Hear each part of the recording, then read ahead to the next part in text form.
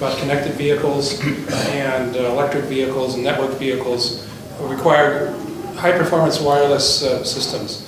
And we're on the verge now of dramatically lowering the cost that it takes to connect a network of vehicle and improve the performance in the vehicle-to-vehicle type applications where you can opportunistically form a connection with another vehicle, even when you're both coming together at an intersection and you want to do it so quickly that you can actually influence the safety systems of the other vehicle.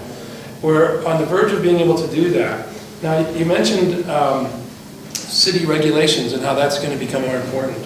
That, I think, is a real key thing, is a regulator who's a little bit forward-looking and can help just tip the scale slightly to get the initial investment made to put connectivity modules in vehicles. Once you have that first one, then you can build on that, add nodes, add capabilities, and do some amazing things. Another thing I just wanted to touch on, which is very timely because we just kind of announced some of this a few days ago. You've mentioned electric vehicles a number of times. We're working, being a wireless company, we're also working on wireless charging. And wireless charging of electric vehicles is becoming quite an interesting area. When you do the math of the amount of energy that you put in your car when you fuel a regular gasoline car, it's an incredible power flux, an energy flux through that hose. I mean, you're putting enough energy in that car in a couple of minutes to run it for a week or so. So it's probably unrealistic in any time in the very near future that you'll be able to charge a battery that fast. There's some companies that are investigating actually physically swapping the batteries, but you won't be able to really go that fast because it would, even if you had a perfect battery, it would take huge, cables and so forth. So the ability to opportunistically charge all over the place, we think is important.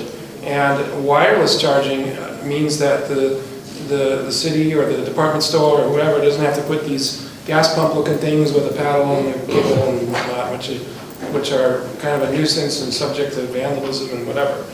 You can actually put things under the road, just drive on top, and as we get into it I can tell you some more details. So I think Qualcomm is actually getting into is exploring the charging business. Yes. It's not what you normally think you guys doing. Well, I guess you wouldn't normally think that.